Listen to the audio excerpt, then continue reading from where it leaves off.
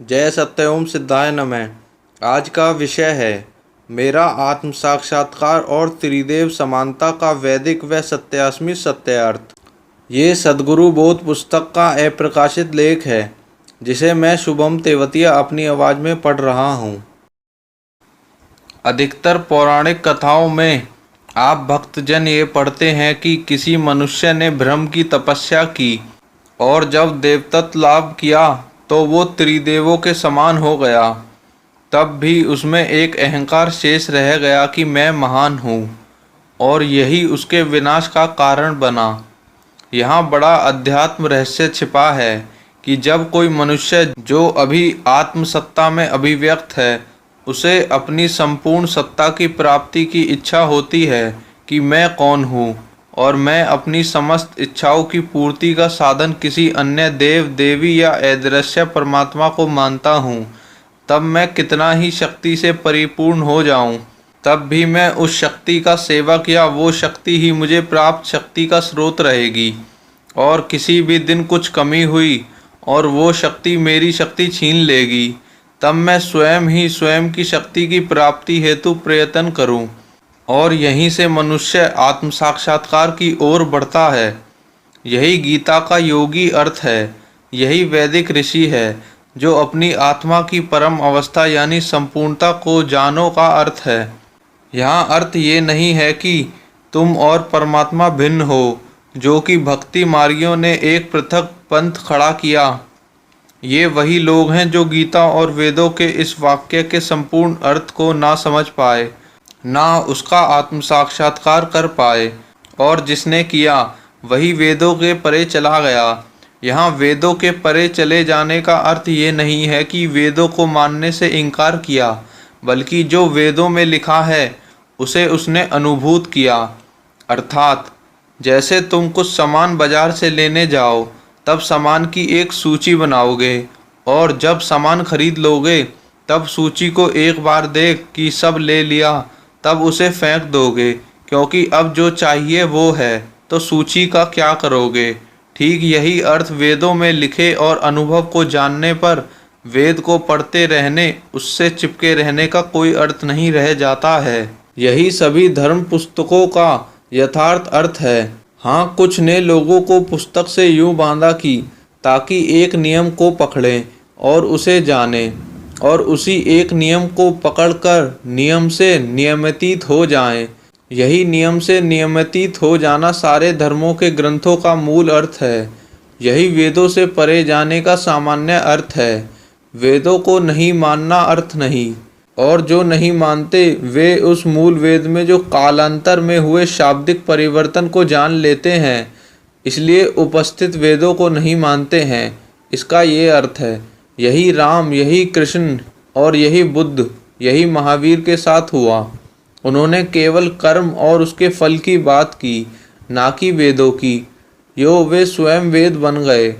यहीं से नवीन धर्मों की स्थापना हुई। ठीक यही मैंने भी अपने आत्म साक्षात्कार में अनेक रहस्यों में एक कथा से देखा कि मैं गैरविक वस्त्र में त्रिशूल लिए अपने मन मंथन करता हुआ जा रहा हूँ। रास्ते में एक शिवालय दिखा। उसमें अंदर पहुंचा तो देखा कि एक शिवलिंग है। मैंने उसके इष्ट का चिंतन किया तो यहाँ मैंने देखा कि उस शिवलिंग से वर्तमान प्रचलित वस्त्र और त्रिशूलधारी शिवजी निकले। और मैंने उनसे तर्क किया कि मैंने सुना है कि शिवलिंग में शिव और शक्ति साथ हैं, यहाँ तो केवल पुरुष व्यक्तित्व प्रकट हुआ है, तो ये क्या समाज में फैला हुआ है। ऐसे ही अनेक तर्कों के चलते हुए उनसे हमारे अपने अपने हाथों में पकड़े त्रिशूलों से युद्ध होने लगा। तब देखा मैं थक गया तो मैं रुक गया, तो शिवजी भी रुक गए। मैं विश्राम को मंदिर से बाहर आकर बैठा, और विश्राम के उपरांत पुनः शिवालय पहुंचा तो पुनः शिवलिंग से शिव प्रकट हुए। पर जैसे ही मैं अंदर द्वार तक पहुंचा हूँ कि वहाँ प्रचलित गणेश जी मुझे रोकने को आए, तब मैंने उन्हें अपने त्रिशूल से एक कपड़े की भांति लपेट कर मंदिर से बाहर की ओर फेंक दिया, जैसे उनका कोई मेरे सामने अर्थ नहीं हो। और अंदर जाकर शिवजी से त्रिशूल युद्ध हुआ। शिवजी शिवलिंग में ही अंदर पैर करते खड़े हुए युद्ध कर रहे हैं। मैं पुनः थका, तब विश्राम को बाहर आया। शिवजी पुनः शिवलिंग में समा गए।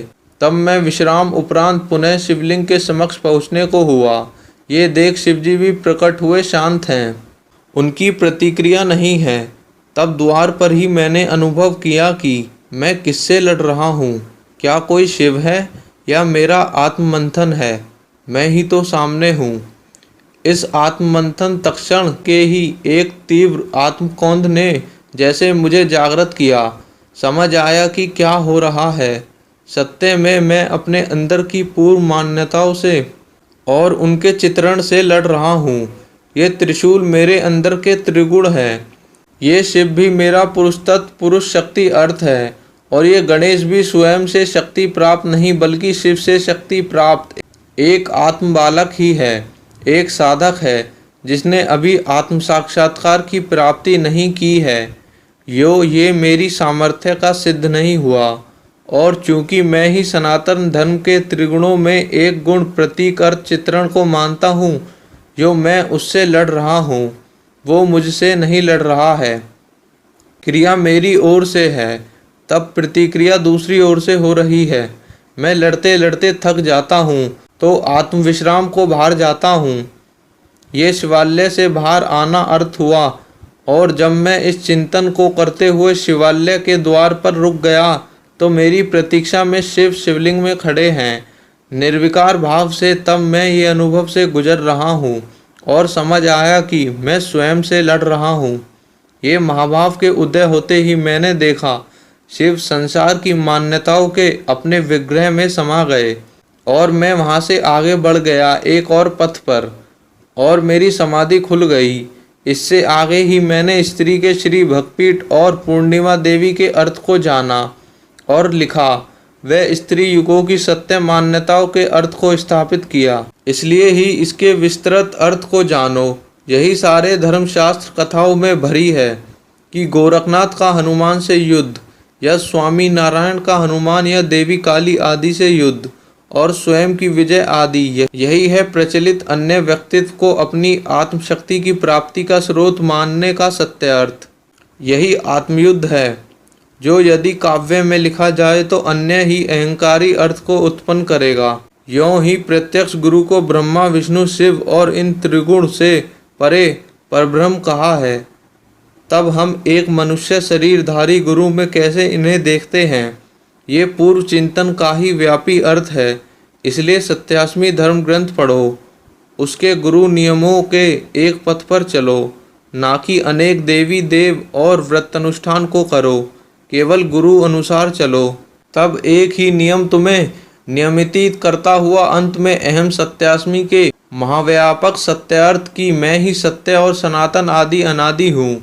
मेरी ऊर्जा शक्ति भक्ति का आदि स्रोत मैं स्वयं ही हूँ और कोई नहीं। इसे प्राप्त कर सभी गुरु आदि मान्यताओं से मुक्त होकर स्वयं गुरु यानी ज्ञानी योगी बनोगे। यही यथार्थ गीता और वेद और उनसे परे जाना अर्थ है।